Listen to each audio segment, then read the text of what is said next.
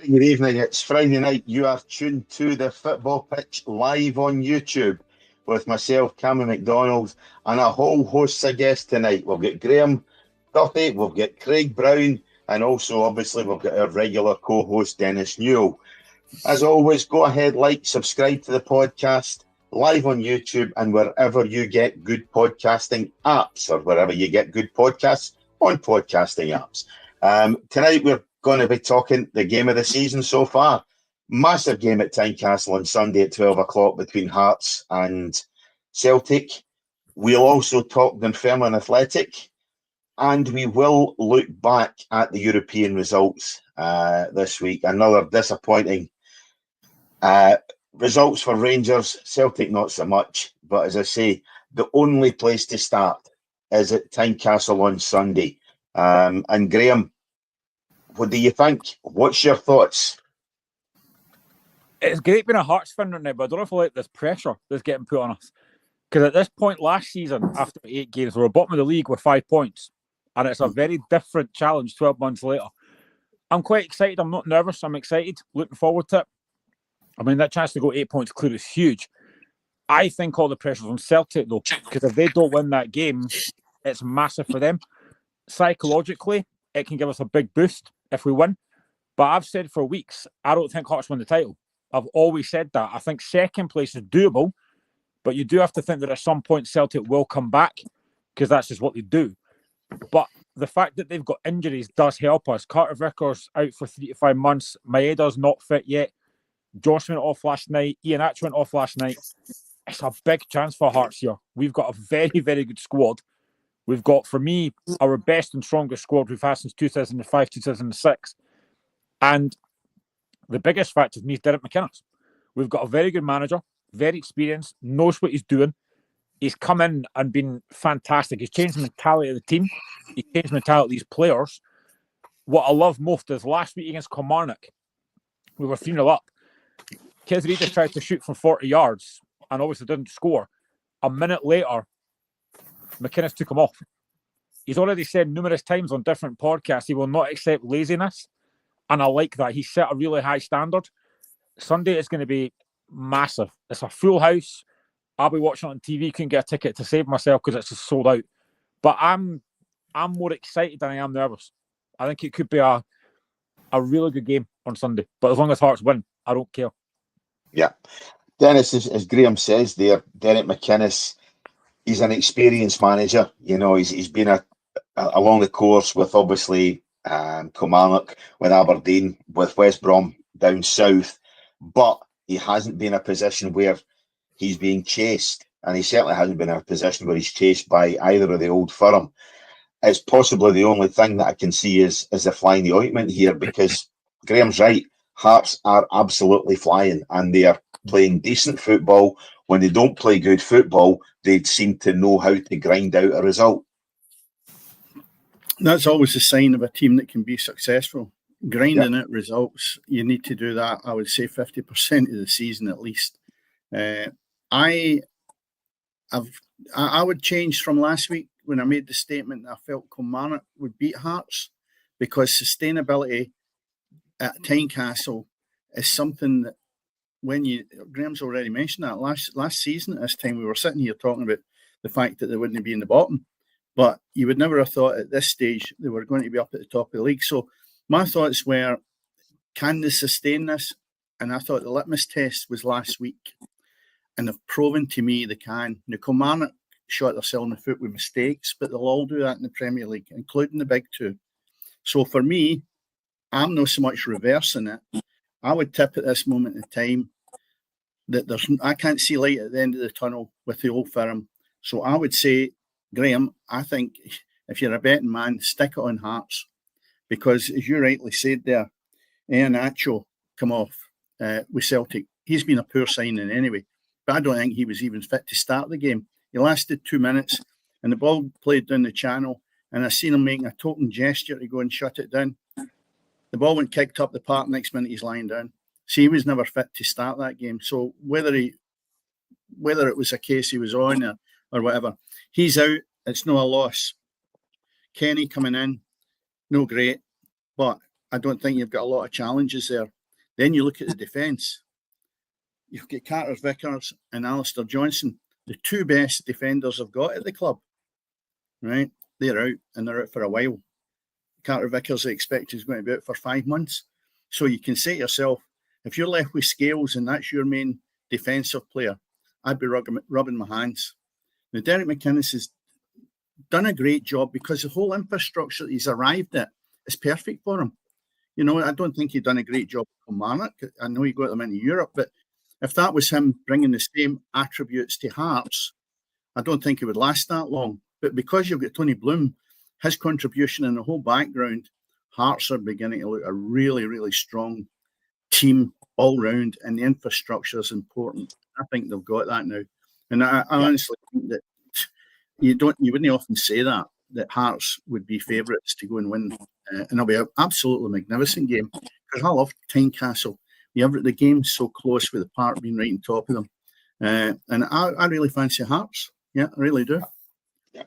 Craig, as we were talking about in the preamble there just before we came on air, I don't think Hearts have got a better time than taking on any real firm, but obviously taking on Celtic, particularly as it is on Sunday. Celtic, they don't look a good side, and you've just taken out 3 or 4 of their better players, well, with the exception of Ian Acho, you know, but you've obviously lost a couple of star defenders, a couple of key defenders, struggling up front to score goals. It's not only Sunday that Hearts could get a result. This could be a massive, massive swing when it comes to the title race, Craig, already. I think it will be. You know, I think 8 points, clear. You know, listen, I still think Celtic will win the league, as I kind of said in our preamble. But 8 points, that's a big gap to kind of try and chip away at, especially when you've got fan protests going on in the background and the unrest that caused. It's quite clear right from the summer that Brendan Rodgers isn't happy with the recruitment. Despite Celtic spending nearly 60 million in his time in his second spell there, I believe. Mm-hmm. So, you know, it puts even more pressure on them. Obviously, he's come out with his, selling players that are Ferraris and going now as a Honda Civic. Now, he's obviously come round and said he was talking about the pace, but even if you look at the players, you know, they've got guys like Balaquisha. They're just not doing it. You know, Ian Acho that you've just mentioned, again, just not doing it. So this is a huge opportunity for the Hearts team that, that I'm full of the same praise that both Graeme and Dennis have just mentioned there. So I don't really want to repeat it, but yeah, it's huge, and it really does. Going into a busy kind of Christmas period, obviously another international break coming up as well, and then a January window. You know, if that gap remains, then it makes it even more difficult, and it puts a lot more pressure on Brendan Rodgers, who, let's be honest, is probably working his ticket away from Parkhead anyway. So yeah. Graeme, where do you see Hearts' weaknesses? You know, obviously we've sat here and praised them. Where in the Hearts side can Celtic attack? To be brutally honest, I don't think we've actually got that many weaknesses. I think probably the only one I would probably say is maybe right back, because McEntie's not a natural right back. And I actually think one of Celtic's best players has been Chunetsky. He's the only one that I think has got any real creativity about him. And he was the best player again last night. That might be the only kind of weakness. But you've got Harry Milne on that side as well, who can double up. So I think on paper just now, I look at that Hearts squad and think there's not many weaknesses in there. And ironically, I actually listened to Charlie McGool last week after Hearts beat Kilmarnock. About 10 seconds after the game went, he went, enjoy it, it won't last. Now, it might not, but as a Hearts fan, me and a lot of other Hearts fans are enjoying this. And the thing is, the media always talk about, we want to see a title race, we want to see somebody challenging. The minute it does, it gets completely shot down, which I don't understand. I know he's an ex-Celtic player, but see, it's great for Scottish football that somebody's actually putting a challenge in. I'm not going to say it's going to last, because it probably won't. But I'm loving it. I've always said that if you've... Sorry, Graeme, you broke up there, but why I was butting in. But I've always said that if you have a strong Old Firm, which we've not got at the moment, but if you have a strong Old Firm, strong Hearts and the Hibs, and a strong Dundee United and Aberdeen, then Scottish football sells itself. So I think you're right. We've moaned for years that nobody's laying a glove on the old firm, and all of a sudden we get it now. Well, don't write it off. Let's enjoy it and just see what can happen. Yeah. My only issue just now is on the odd occasions over the last few seasons, we've seen a Hearts side muster a challenge for maybe up to Christmas. We've seen it coming for Hibs. We saw it last season from Aberdeen. The only thing is that up until now, they haven't been able to maintain that challenge. Yeah. But Dennis, I think Hearts have got a strength of squad that can actually push them and have them challenging beyond Christmas, because I'm quite sure come Christmas with Tony Bloom's investment and obviously everything else that brings, Hearts are going to be positioned where they can financially not quite match Celtic, but they can certainly go into the transfer market in January if they're still in a position where they're challenging to match Celtic. I think that's the point I made right at the beginning. The test for me was to go and play Kilmarnock, because Stuart Kettlewell is doing well with Kilmarnock. Not exactly, what would you say, going to challenge for the league. But if you look at Kilmarnock, they're sitting in the 5th spot. That's not the worst in the world for Kilmarnock at this moment in time. And if you look at it with Stuart Kettlewell going in there, it's been refreshing. So the test last week, they've overcome it for me. And then look at who they've got, and you say, who's really going to lay a glove on them? The Old Firm are no real contenders at this moment in time because they're so bad. But like Old Firm, they will turn up and they'll play 90 minutes, play absolute garbage, and get the break of the ball and end up winning 1-0. That is because of their continued performance of playing at the highest level. They never give up. If Hearts can maintain that and grind it away, and they turn the corner and maybe get something out of it in the last minutes, that'd be perfect. But to be honest, who's going to beat Rangers in the rest of the league? They've got St Mirren after that game. They've got Dundee United. They've got Aberdeen. They've got Motherwell. And then they've got Kilmarnock again. Now, see that squad there that you've just seen without looking at the likes of Livingston and Falkirk? Who's going to beat Hearts? I can't see anyone at this moment in time having the quality that Hearts have got and the confidence. And that's a major part of it as well. Being confident at 10 minutes to 3, you know you're going out there to win a match. That's not always been the case at Tynecastle. And that's the belief that they've got at this moment in time. And you can see there's harmony in the dressing room with the manager. He's all upbeat.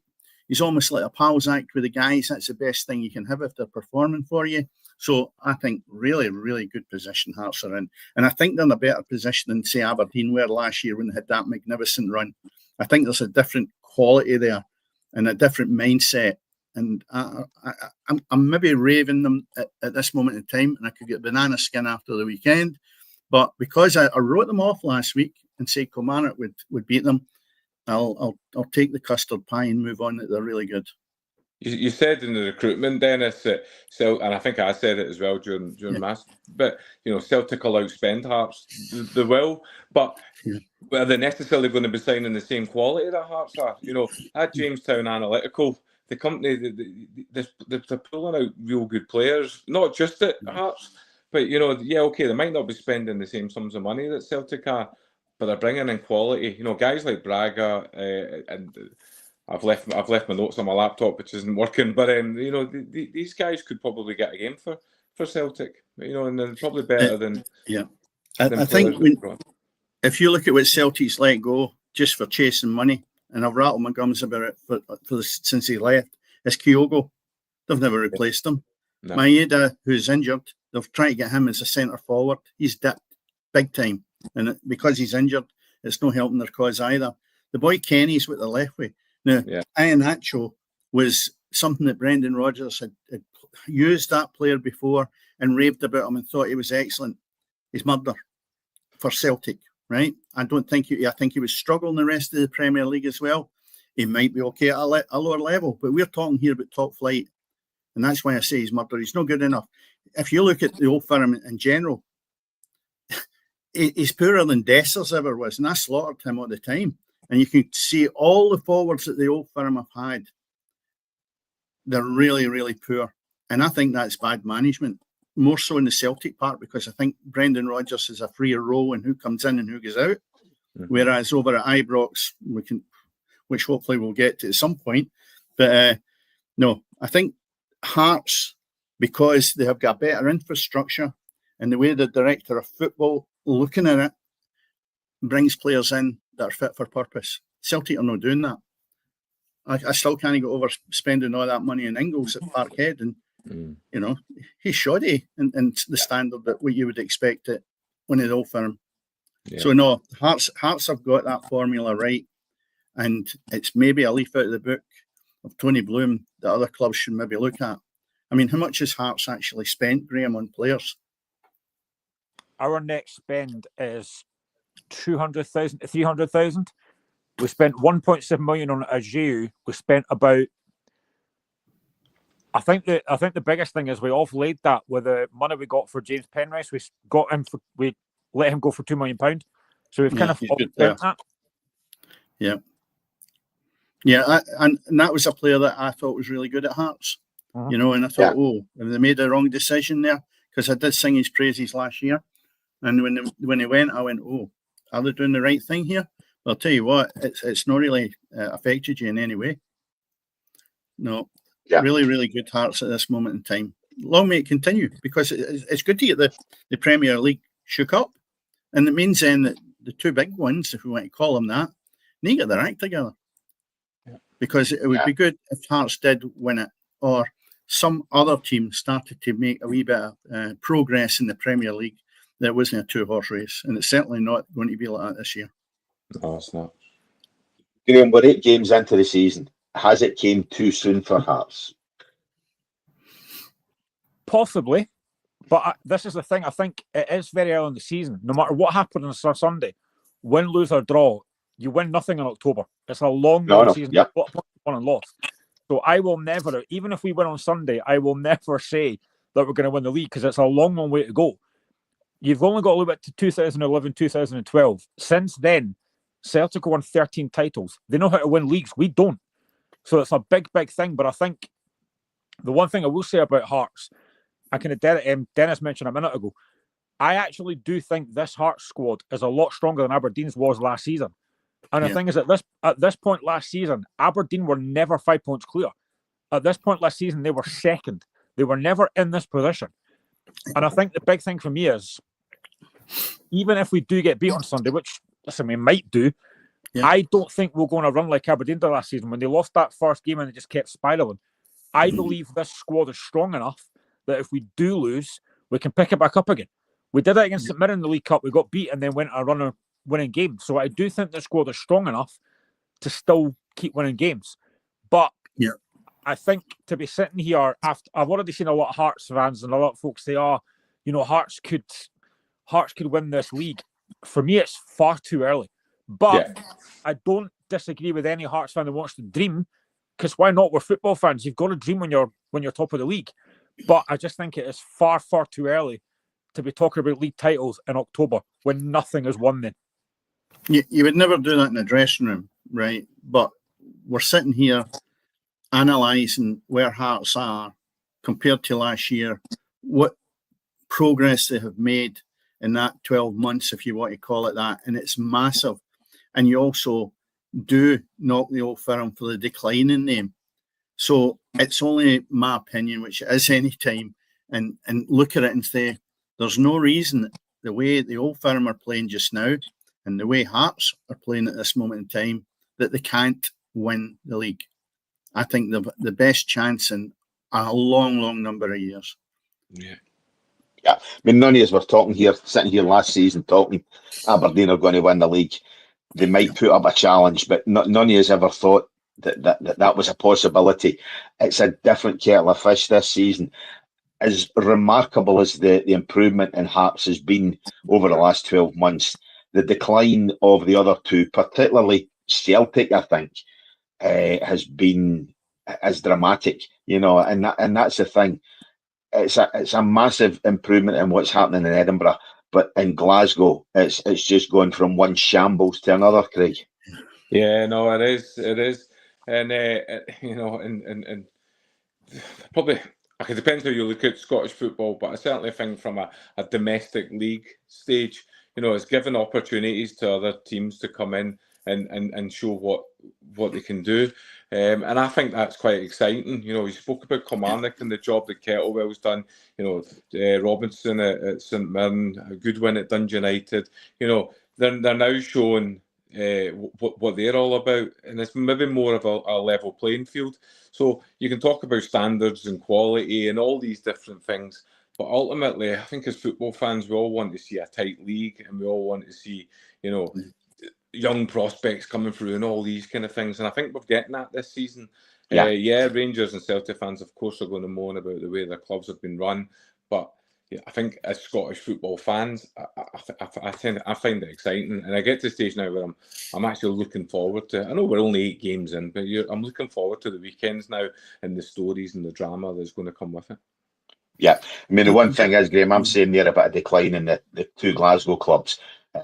It's coincided, as I say, with the increase in fortunes at Hearts. If Hearts do go on to challenge, and if ultimately that does lead to a league title, nobody's going to sit in 4 or 5 years' time and put an asterisk against Celtic were shite or Rangers were garbage. You know, it's just going to go down in the records that Hearts won the league. And that's all you guys are interested in, is obviously Hearts fans. Mate, if we win the league, you'll not see me for about 5 months. I'll be too busy. Honestly, it would be incredible. Like, I've followed Hearts for a lot. I've followed Hearts since 1987, and I've never seen us win the league, obviously, because nobody else has. Nobody else has, that's it, yeah. Cups, like, but honestly, it would be the biggest moment in my life. Obviously, since my kids and that were born, it would be incredible on a football side of things. And it would be great to dream. Like, it would be fantastic to dream. And I keep talking about the fact that you mentioned it there. 12 months ago, all the talk was, could Hearts get relegated? The difference from then to now is incredible. Now, the recruitment from you has been fantastic. You're never going to get every signing right. But what Hearts have done this season in terms of recruitment, the likes of Kizridis, Braga, Stuart Findlay, who I think has been fantastic. Yeah. If you actually look at last week, 5 of the starting 11 last week were new signings. 6 of the players were players that were there last season. But their form has gone up as opposed to what it was last season. I think Cammy Devlin's raised his game this season. Craig Halkett, for me, when he's fit, is our best centre-back. Yeah. Lawrence Shanklin. For the last 3 seasons, we've relied on Lawrence Shanklin. That's not the case now. We've got other players to step up. We've scored 36 goals this season in 13 games in all competitions, which is incredible considering what it was last season. So honestly, the form that we're on just now is unbelievable. If we keep it going, fantastic. But honestly, I'm just loving life as a Hearts fan just now. Considering where it was last season, I was depressed pretty much every week. But honestly, if Hearts win this league, you'll not see me for dust. Yeah. Listen, we'll leave Liverpool aside. We'll no bother talking about them, Graeme. Sorry to say, though. Yeah. Sorry to say, I was around when Hearts won the league. It doesn't seem that long ago. I can assure you, I was there somewhere. Yeah. So, guys, expectations. Sorry, on you go, Dennis. Right. No, expectations for Sunday. Then, are we going to do a tip? Are we all taking Hearts to win? See if they don't, you probably wouldn't be surprised, you know, because at the end of the day. But I think they've got to be heavily backed. As I said before coming on tonight, you know, chatting to guys at work and just people I know, looking at social media, I don't, even Celtic fans aren't confident that they're going to go there. So, yeah, I think it'd be a mug not to be sticking a fiver on Hearts. Yeah. Dennis, I know you don't bet. No, but what I would say is I'll put myself out in the limb with this. I made a mess of it last week, right enough. But I think... Are you going to tip Celtic? I think they'll take a kicking. I think Hearts could easily win 3-1 because my fear is the lineup they're going to have and that defence. I don't know if Tierney's going to be available or whatever, but if you look at it, Scales is the only one. You've got Johnson, Carter-Vickers and Tierney potentially being out, and you're left with Scales, and you've then got to build a team around Scales. When, to be honest, you know, I went on and on about Scales not being Celtic level by any manner of means. And I'm actually looking through who the substitutes were in midweek, and I can't see. He'll put Trusty probably in there, but that's not a good mixture either. They're not a good fit together. Ralston probably. He is in the substitute bench, so you've weakened it. I just don't know. I can't see Celtic being a threat with the quality of players that they're going to be able to field against Hearts.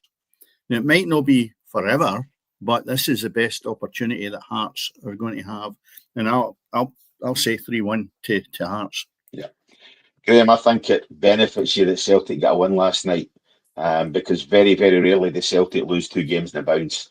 And in the back of the defeat last week against Dundee to go to Tynecastle, I think things would be against them. I think they got a bad result last night. They got a win last night, and I think that could work in your favour, actually, So I'm the same. I'm going to take you to win. So I'll give you the last shout on it. Yeah, I kind of thought the same thing. I'm kind of glad that Celtic won last night, because if they were coming to us in the back of that defeat to Dundee, I'd be quite worried. But I think the players that we've got, the quality we've got, I am going to back Hearts, because I look at that Celtic side and think, right, it'll probably be Austin Trusty partnering Scales. Then you've got either Ralston or Donovan at right back. I'd fancy Kizridis against any of them. And then you're looking at Johnny Kenny up front. And I've already said, I think Craig Halkett-Finlay being great. I don't see Kenny getting much chance against them. So, yeah, I'm probably going to say, I've said previously, I've said 2-1 Hearts. I'm going to stick with that. I think Hearts will win, but I think it'll be tighter than folk think it will be. Yeah, indeed. But the one thing we've got is we do have a side who look capable of certainly challenging. We can't even say the Old Firm, can we? Certainly look capable of challenging Celtic, So, yeah, irrespective of how it goes on Sunday, you're still going to be finishing October top of the league, which can only be a good thing. And I think that's great for Scottish football, and hopefully long may it continue. And I think every neutral out there, with the exception obviously maybe Hibs fans, will be shouting for you to get something against it, to push as long as you can, certainly to challenge the Old Firm. But we're going to stay in the East, and move on to Dunfermline, So, Craig, tomorrow you've got a long trip up to Dingwall, for a game against a very, very disappointing Ross County. You're sort of mid-table. Was that your expectations for the season, or were you thinking come start of the season that you'd have been expecting to challenge towards the top end and maybe push St Johnstone and Partick Thistle for a spot to challenge for the title? Well, I think really the key is patience, certainly from a Dunfermline perspective at the moment. Now, when you think back to the summer when Neil Lennon was announced as the permanent manager, we probably did expect, do you know what, we're going to go for it, we're going to spend loads of cash, we're going to sign more players like Wanyama, guys are going to want to come and play for them, we should be challenging for the league. However, the club have taken a totally different approach to that. We're going for youth, we're going for development, we're going for a project, we're doing all these different things. So I think when it became clear that was the mantle that we were going down, I think slow burner was the word that was kind of ringing around my head and what was posting on social media and various message boards and things. I think we will put in a challenge. However, I think it's going to be one of these seasons where it's going to be a bit of a slow burner, and that's the way that it seems to have developed. We're sitting in mid-table just now, which I think is probably fair. With a young squad that we have, pretty much take away Kyle Benedictus, and I would imagine the average age is about 23. Kyle Benedictus hasn't even been involved the last 3 games through injury. So you look at the squad, our average age is about 20, 21. So you're going to get these inconsistencies with young players. But by God, have a look at the squad, watch highlights, do whatever you want. We've got some fantastic, and I use the word fantastic, young players at the club that are going to have bright futures in the game. Some of which have come through our academies, some of which have been brought from kind of lower leagues at teams like Inverness, and others we've went abroad to go and get. It's funny because we spoke about Hearts and we spoke about Jamestown Analytical and Tony Bloom. Well, our new owner, don't know if it's known, but for you three, well, our new owner helped Tony Bloom set up that company. Broke away to come out with his own AI analytical company, and this is how Lennon's signing the players. So patience is the key. Lennon himself talks about incremental steps. I think as an outsider looking in, you'll think he's flopping, he's failing, he can only work with money, if he can't spend You know, the money he did at Hibs in the Championship or at Celtic, he's no good. As fans, we can see the progress on the pitch. 15 years of basically a shambles of a club. It doesn't get turned overnight. So Neil Lennon talks about incremental steps. We're definitely doing that. He's talked about a 2-year program. A 2-year project. I still think come the end of the season we'll certainly be top 4. But I would say at this moment in time, again, slow burner. I think mid-table is probably where I would have expected us to be. Yeah, Graeme, it's interesting to hear Craig there talking about Neil Lennon working with what he has, you know, in terms of not wanting to spend, not spending money, not bringing in bigger names. You know, okay, Wanyama helped keep them up last season, but it's interesting to hear him say that, you know, and I think that's the right way to do things, particularly down in the Championship. So it's good that Lennon's actually doing that and not trying to buy his way out of or not being allowed to buy his way out of the Championship. Yeah, and to be honest, I actually, at the start of the season, I actually did Dunfermline to win the league because the Neil Lennon factor. I thought Dunfermline would win this league. So I was kind of thinking, disappointing. But to be fair, I think he is going about the right way. You know, bringing through youth. We talk about youth all the time on like so many different podcasts that there's not enough youngsters coming through. And Dunfermline are actually doing that and playing the youth players. I watched a few Dunfermline games this season. I watched the Fife Derby last week. I thought myself as well. I thought Dunfermline actually played really well. And that gave them a massive, massive boost. But, I mean, I actually think, and again, I keep talking about the fact that I'd love to see Premier League extended, because I think Dunfermline's a Premier League team. And I've always said that. I love going to East End Park. It's a cracking stadium. They've got a really good facilities there. They're a really, really good young team, up-and-coming young team. I like the 2 laddies, Todd, that they've got there. Again, 2 very good young players there. They've got a lot going for them. Maybe, I don't know if the playoffs might be an outside chance, but you know, Craig talks about patience there, but I do think Dunfermline will come good. They've got a very good manager. They're going about it the right way. And I just think that the way they're going about it, fair play to them.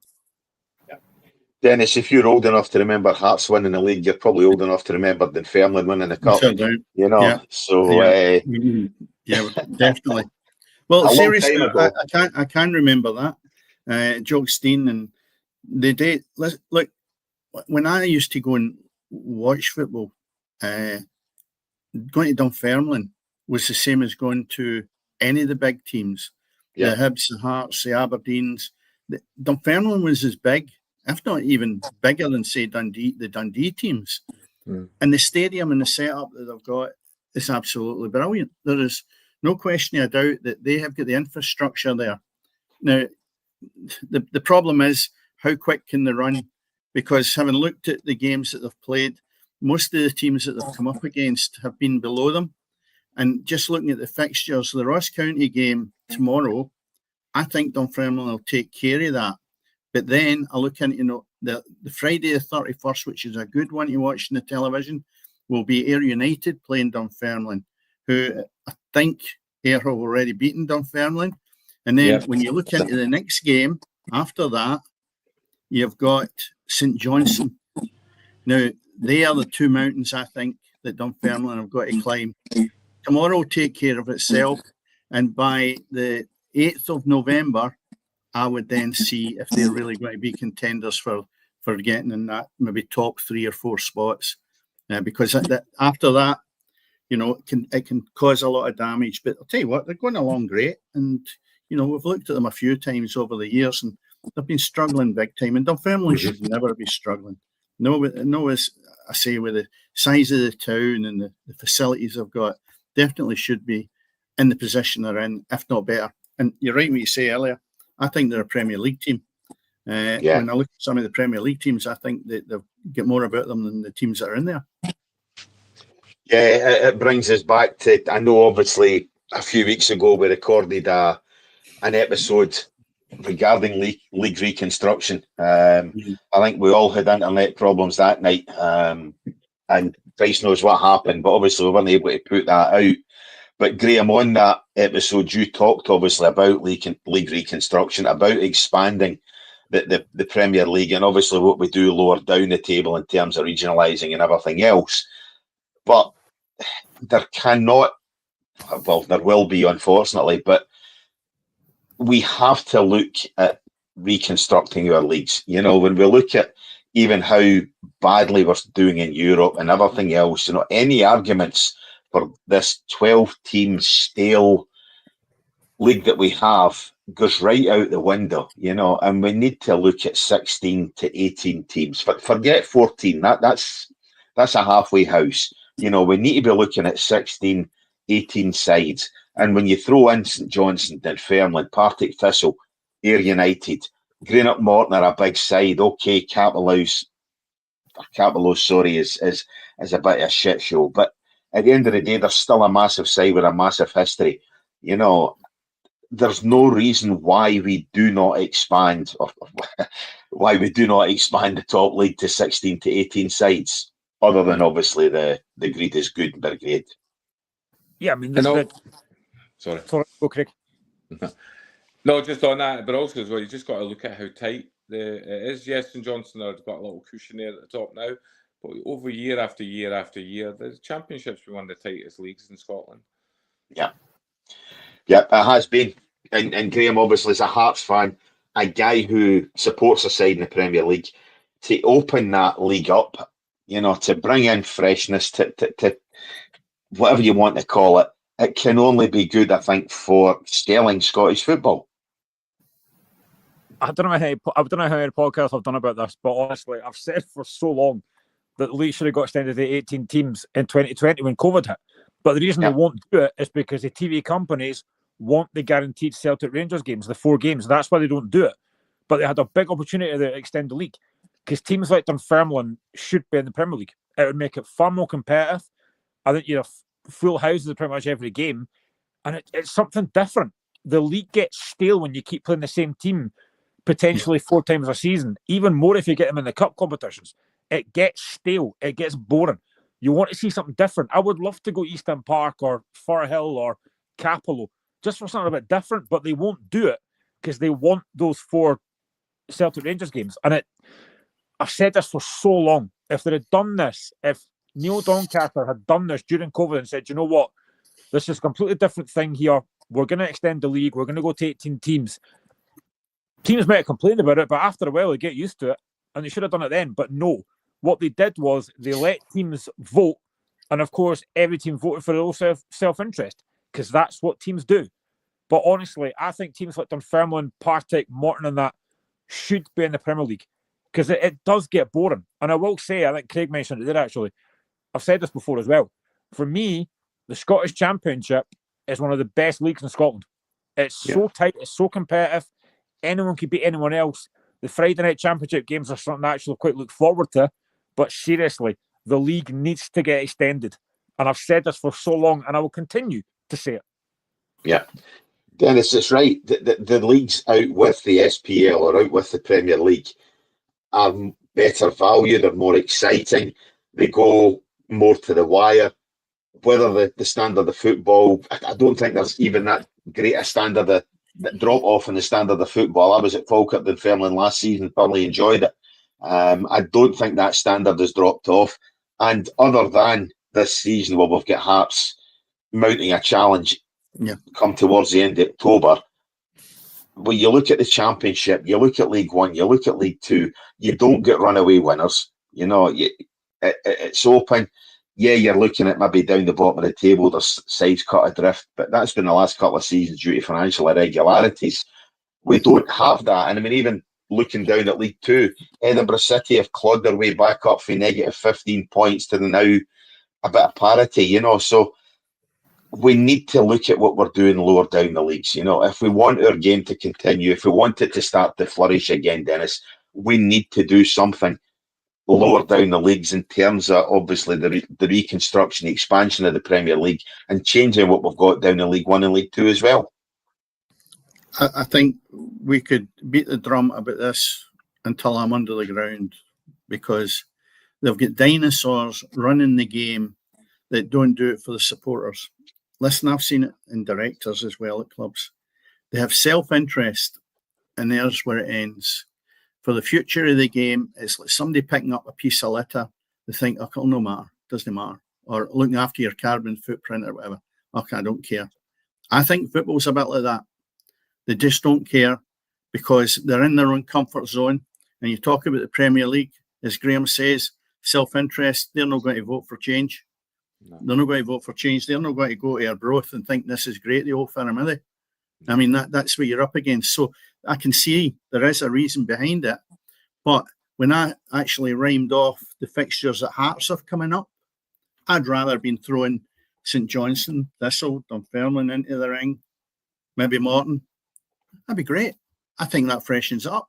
That's what supporters are wanting to see, a freshness, rather than it being stale. And I'm not saying the fixtures that Hearts have got that I rhymed off will be stale, but I just think it's everything else. A wee mixture, let it cleanse itself, see how it goes, and go back to the old system if it's not working. But for some unknown reason, the people that run football just don't seem to have the initiative. It really is quite sad. And I've rattled my gums about them before. And you're wasting your time almost because they just don't want to change. And that's it. And it's for the support of the game, not all these people in the ivory towers. And it seems to be the way the game is run.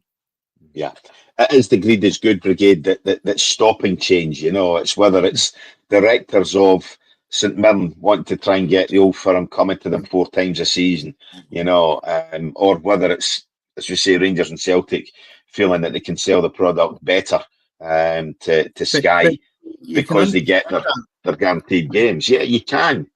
If I'm at St Mirren or any of the rest of the Premier League teams, you'd better believe it. I don't want Dunfermline or Arbroath coming into it because the revenue is not going to be the same. Mm-hmm. So there is the self-interest that you can defend, but you've got to look at the bigger picture and say, are the supporters being shortchanged? And is it good for the Scottish game going forward? I don't think it is. There's 4 of us here and we all agree that something needs to freshen it up. Whether it's 16, 18, whatever you want to do, that can be revisited. But at least try it. Let's try it. Short-termism, Dennis. These guys speak. You're saying that they lose out on the money. I think that's short-termism, and that's what frustrates me because I think if you have a better product and we market that product better, which is something we certainly don't do at this moment in time, I genuinely believe with the success of that, we would make more money because there would be more interest. Yep. Well, it's speculate, accumulate. That's the old saying. And the bottom line is they're not doing that. They're stagnating. They're sitting there. And to be honest, all they seem to come up with is show racism, the red card. Anybody that's been going on since I was managing. And I mean, that's just a joke because that's no actually contributing to the issues they have. I'm not going into the issues, but that's what I'm saying. They do not seem to be able to drive anything forward. Yeah. Tick box. But we do this to try and do that, No. Graeme, we're talking short-termism. Just something that occurred to me, and as I say, apologies if I look like an arsehole here, and ask a stupid question. What kind of revenue does Scotland getting to major tournaments bring in every 2 seasons? So Scotland getting to the European Championship, Scotland getting to the World Cup. What kind of revenue does that bring into the game? By the way, it's a question I don't know the answer. No, neither. Probably not much. And the thing is, I'm going to sound like a picker on them, and I don't mean to, but it's just going to keep in my head. But see, if you look particularly like the Scottish Championship, I look at Livingston in the Premier League, and I think half the time the away crowd outnumbers the home crowd at Livingston. What's good about that? Like honestly, I've seen so many games recently where I've looked at Livingston crowd, and I've thought there's nobody there. But the away fans are the away fans, and I've seen it again. You look at the game against Kilmarnock Hearts last week. Again, I'm not having a go at Kilmarnock here, but Hearts are a fantastic challenge sport. 3,500 there. Where was all the Kilmarnock fans? That was a home game for them. A team that's doing really well.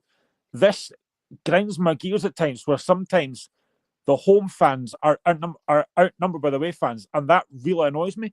And I think if I look at some of the teams in the Championship, like Dunfermline, for example, I think they bring probably better support than half the other teams in the Premier League.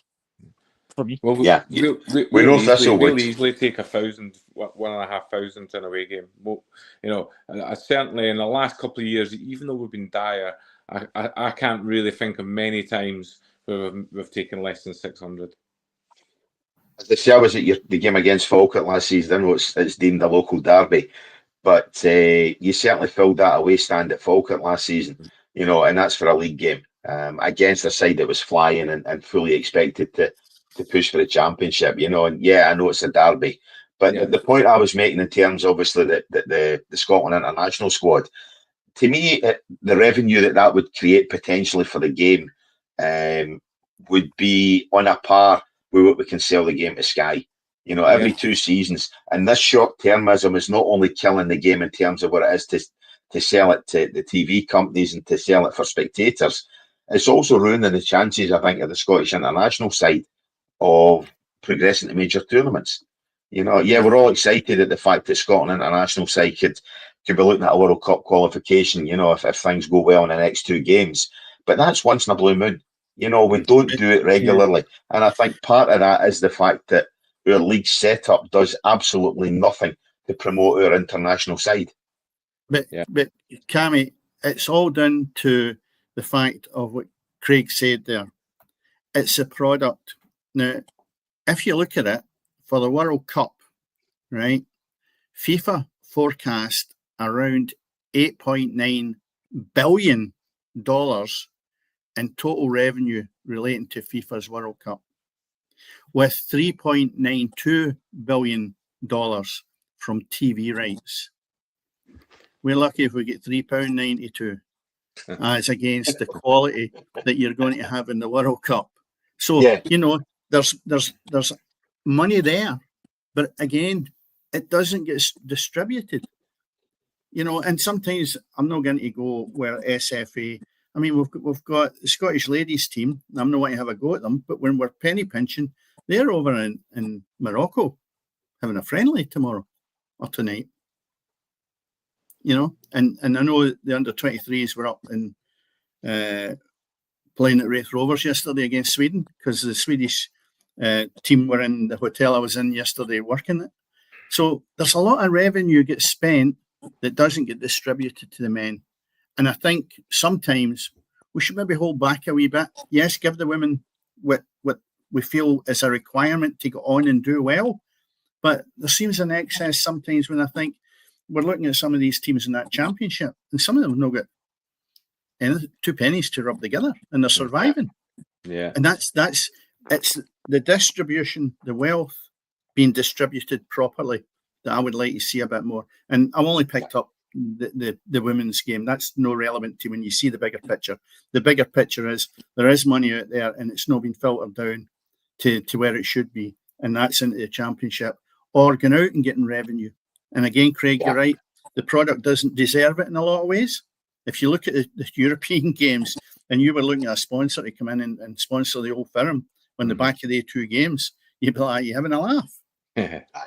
Seriously. And that's the problem. So that's a product. The product's not helping the cause. But to improve the product, we've just suggested it. Why don't we get half a dozen of these teams for the championship and freshen it up, see if there's a wee bit more fresh blood goes into the game. I think as well, we get maybe more younger Scottish players being involved. That's the point I was making. Yeah. Listen, give it 5 years. If it doesn't work, we can get back, but give it 5 years, try it.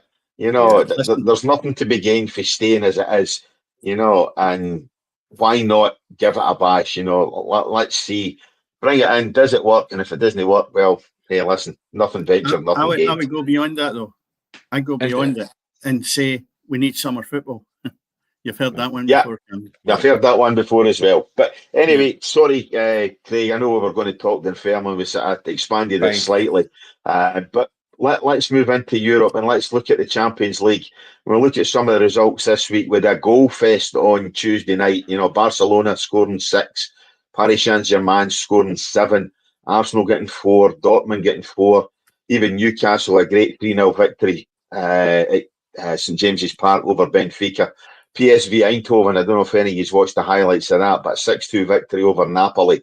So there's a lot of goals scored in that Champions League, and it's a product there that's marketing and selling itself.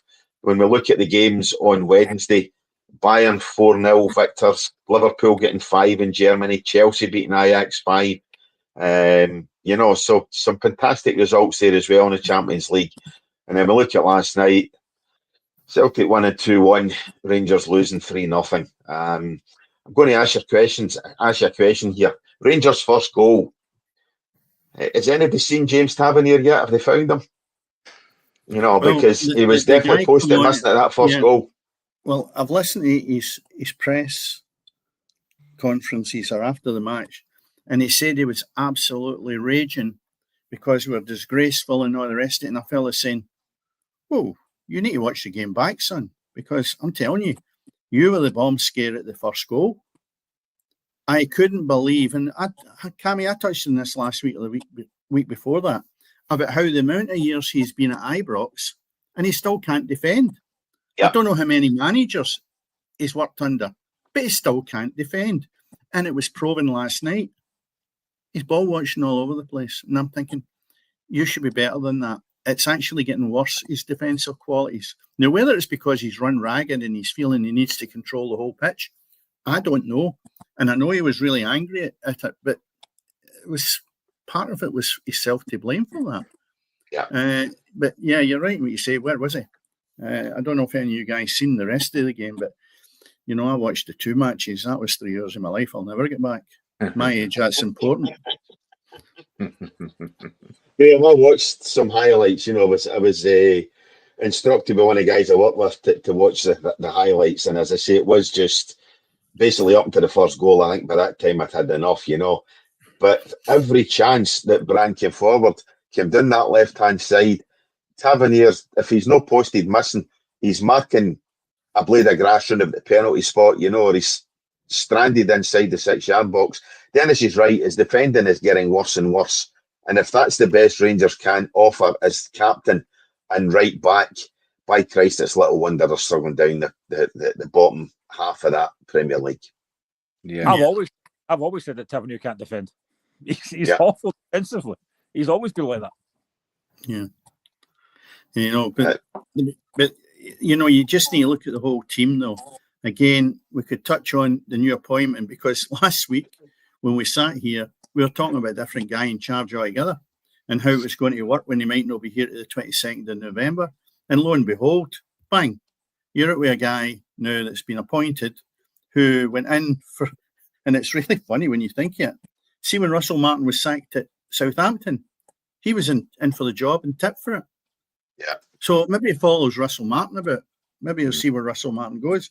But by all accounts, just touching on him, I think he's done a good job at Southampton. But the problem he's got to have... Wednesday. Sorry, I'm running ahead of myself here.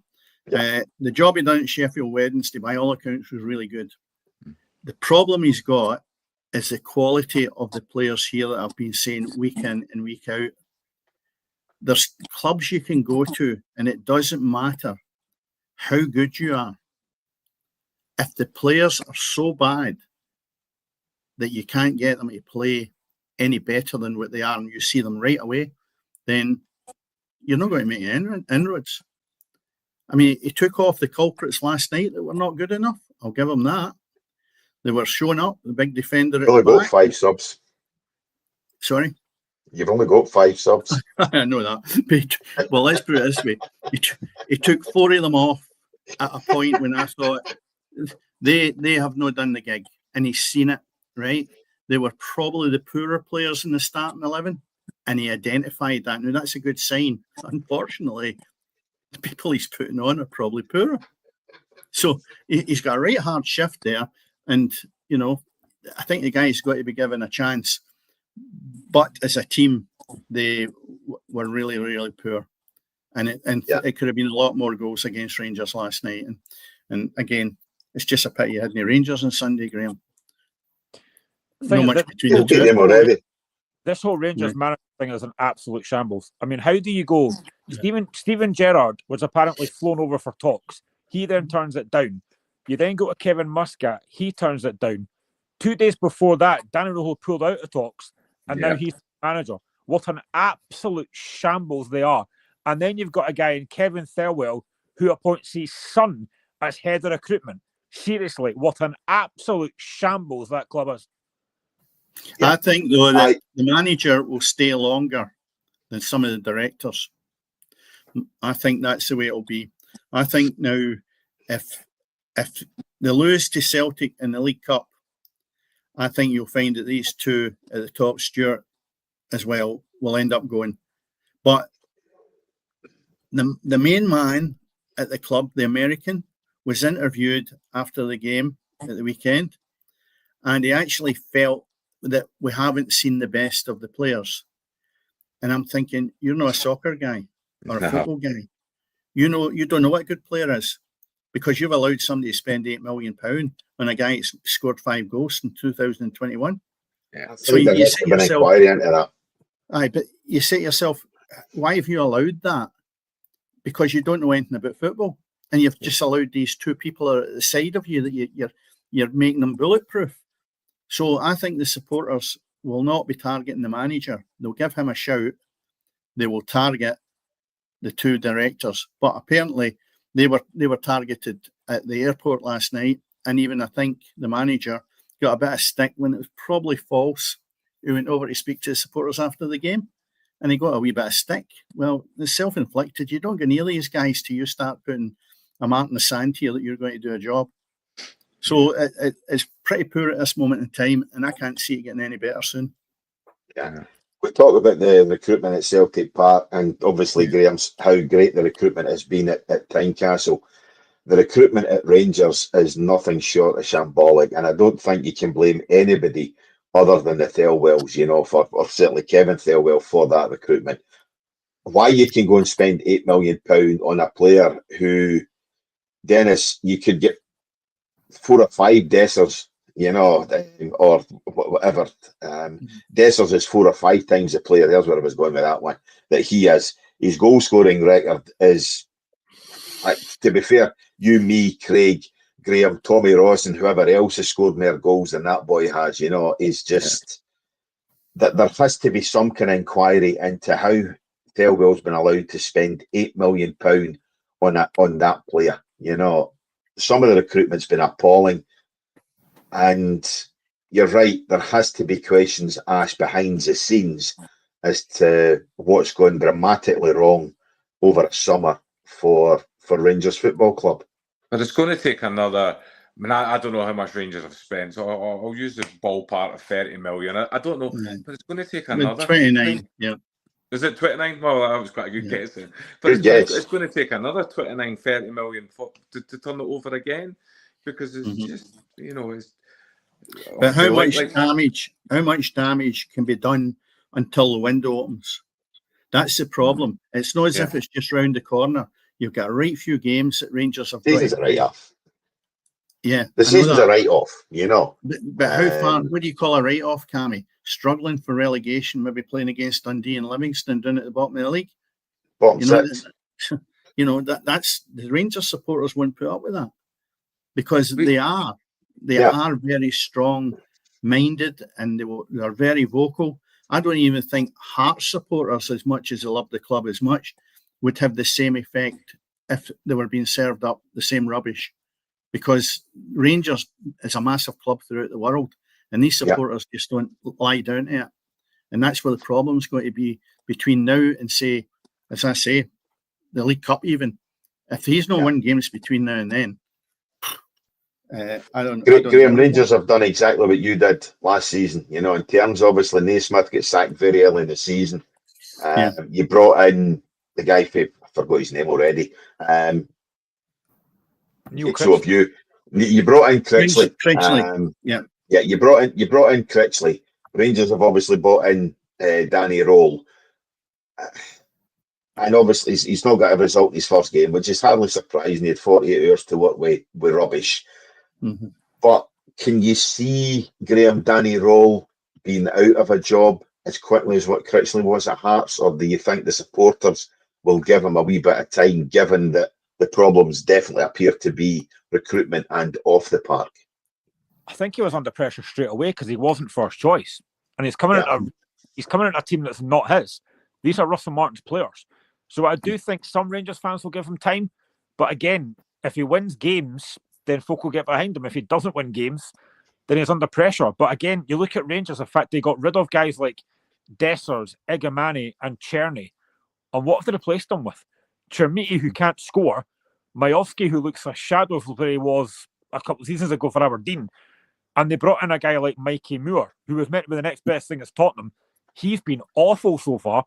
The recruitment's been terrible, but I do think that Danny Rowe probably will get time, but he's going to need an absolute miracle. He must have looked at that last night and thought, why did I take this job?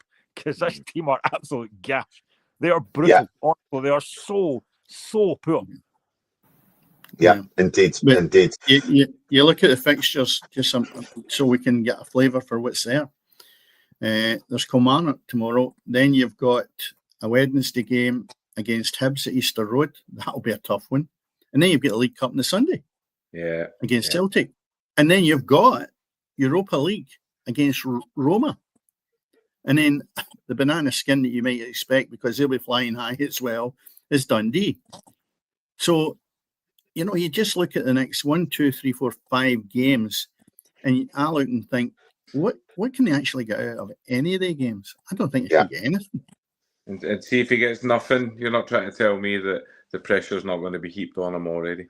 Oh, listen, I've said it already. 2nd of November's cut-off time in a lot of ways. Yeah. 2nd of November against Celtic, and they've already played Hibs. So if they go down there, I think at Ibrox, I think Kilmarnock is Sunday game.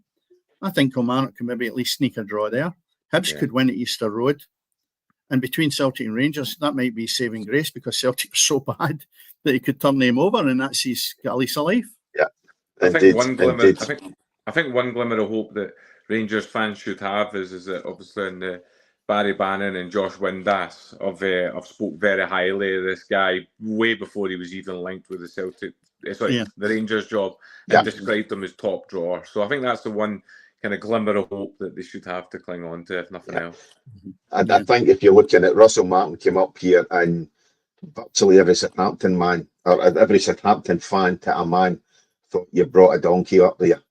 I think very many Sheffield Wednesday fans have spoken very highly of Danny Rowe, and most of them actually wish he'd stayed there. It was obviously, again, events off the park that led to him leaving Hillsborough, so.